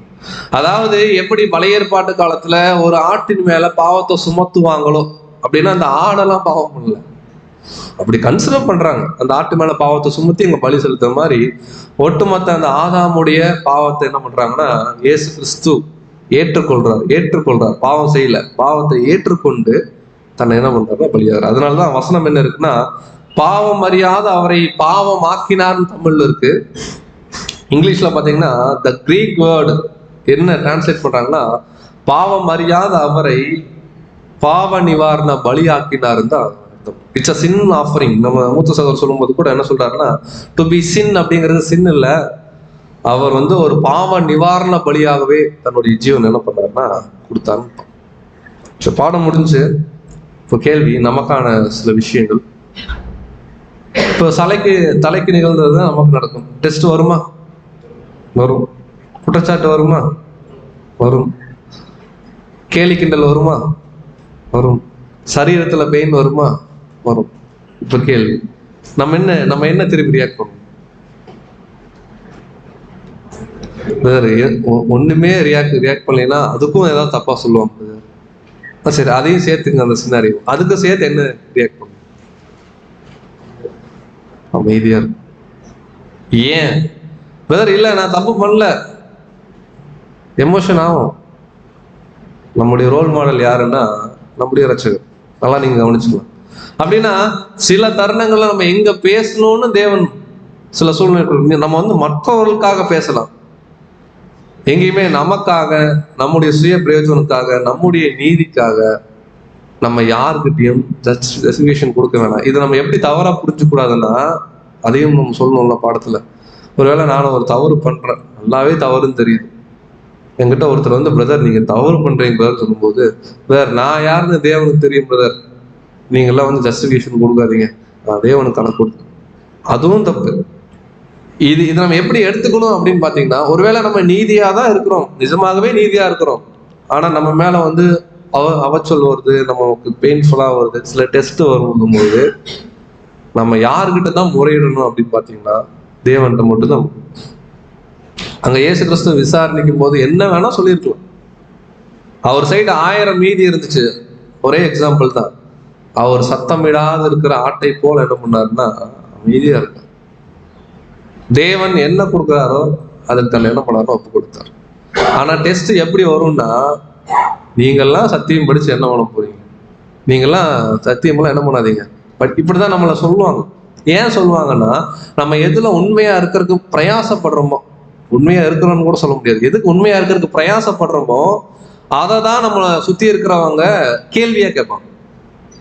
இயேசு கிறிஸ்துக்கு என்ன கேட்டாங்கன்னா, நீர் தேவனுடைய குமாரனே ஆனால், அவர் தேவனுடைய குமாரன் தான், ஆனா கேள்வி அதுல தான் எழுப்பாங்க. நீங்க யூதருக்கு ராஜாவானால், அவர் யூதருடைய ராஜா தான், ஆனா கேள்வி அதுல தான் எடுப்பாங்க. அப்ப நமக்கு எதுலதான் கேள்வி வரும்னா, நீங்க உண்மையாலுமே சத்தியம் தான் படிக்கிறீங்கன்னா அப்படின்னு தான் கேள்வி வரும். அப்படி வரும்போது கூட நாம ஒருவேளை பலவீனத்துல சில தவறுகள் பண்ணாலும் ஸ்டில் அங்க நம்ம அமைதி காத்து நம்முடைய குணலட்சணங்களை நம்ம அடுத்த லெவலுக்கு மேல கொண்டு போறதுக்கு தான் நம்ம பிரயாசப்படணுமே தவிர, எங்கேயும் அங்க நின்று ரொம்ப ஜஸ்டிஃபிகேஷன் கொடுக்கறதுக்கு நம்ம என்ன பண்ணலாம், முயற்சி பண்ண வேண்டாம். காரணம், நம்ம யாருமே 100% என்ன பண்ண முடியும். இயேசு கிறிஸ்து பவுலும் அதான் சொல்றாரு, நான் நியாயப்பிரமாணத்தின்படி என் இடத்துல ஒரு குற்றமும் இல்லை, ஆகிலும் நான் நீதிமான் ஆகிறது இல்லை, நீதியுள்ள நியாயாதிபதியாகிய கர்த்தரே அந்நாள் என்ன பண்ணுவார், அவருக்கே ஒரு ஹம்பிள்னஸ். அப்ப கண்டிப்பா விசேஷமா நம்முடைய சகோதரர்கள் நிறைய பேர் வந்து இதுக்கு முன்னாடி இருந்த மூத்த சகோதரர்கள்லாம் சொன்னதுன்னா, தேவனுடைய பிள்ளைகளுக்கு விசேஷமா இந்த மெமோரியல் டைம்ல உச்சகட்ட டெஸ்டிங் பீரியடா இருக்கும். இதை எப்படி சொல்லுவாங்கன்னா, விசேஷ சோதனை காலம்னு சொல்லுவாங்க. நமக்கு சோதனை காலம் லைஃப் ஃபுல்லா, விசேஷமா இந்த பிப்ரவரி மார்ச் ஏப்ரல் எல்லாம் வரும்போது விசேஷ சோதனை காலம். பெரிய பெரிய பிரச்சனையெல்லாம் திடீர்னு வரும், சம்பந்தம் இல்லாத பிரச்சனையெல்லாம் வரும். நம்ம என்ன புரிஞ்சுக்கணும் அப்படின்னா, சாத்தான் தான் இந்த சூழ்நிலை என்ன பண்றான்னா ஏற்படுத்துறான், நம்மளை விழ வைக்கிறது. ஒரு பிரதரோ ஒரு சிஸ்டரோ நமக்கு ஏதோ சொல்றாங்கன்னா கூட நம்ம அவரை தவறா எடுக்க வேணாம். இந்த சுச்சுவேஷன் கிரியேட் ஆகும். கூடவே இருந்த பேதுரு மறுதளிப்பார், கூடவே இருந்த யூதாஸ் என்ன பண்ணார். அப்போ நம்ம அங்க இயேசு கிறிஸ்து அப்படிங்கிற அந்த கர்த்தருடைய சரீரத்துல நம்ம வந்து இருக்கிறோம் அப்படின்னா, எல்லா ட்ரையல்ஸ் ட்ரபிள் நமக்கு வரும். நம்ம என்ன பண்ணோம் அப்படின்னா, அது பொறுமையோடு என்ன பண்ணணும்னா ஓவர் கம். அப்படி ஓவர் கம் பண்ணாதான் சிலுவையில் என்ன பண்ண முடியும், வெற்றி சேர்க்க முடியும். எப்படி அவர் யோர்தான்ல ஆரம்பிச்சு கல்வாரியில முடிச்சாரோ, நம்ம ஆரம்பிச்சிட்டோம் யோர்தான்ல, ஆனா இன்னும் கல்வாரியை நோக்கி தான் இப்போ என்ன பண்றோம், டிராவல் பண்றோம். அது வரைக்கும் இயேசு சொன்னார், நான் எவ்வளவு வேணும் என்ன பண்றேன், நெருக்கப்படுறேன். ஸோ அந்த பாடுகள், அந்த அவமானங்கள் கர்த்தர் இயேசுக்கு எப்படி வந்துச்சோ அதே போல நமக்கும் வரும். அவருடைய அடிச்சூழலை நாம் பின்பற்றி அவர் காமிச்ச அந்த வழியில நம்ம சென்று சேர தேவன் தாமே கிருபை செய்வாராக. இந்த ஒரு வாய்ப்பினை கொடுத்த நம்முடைய பிதாவாகிய தேவனுக்கு நம்முடைய ரட்சகராம் இயேசு கிறிஸ்து மூலமாகவே நாம் நன்றி தெரிவித்துக் கொள்ளலாம். தேவன் தாமே இந்த பாடத்தை ஆசீர்வதிப்பார்கள்.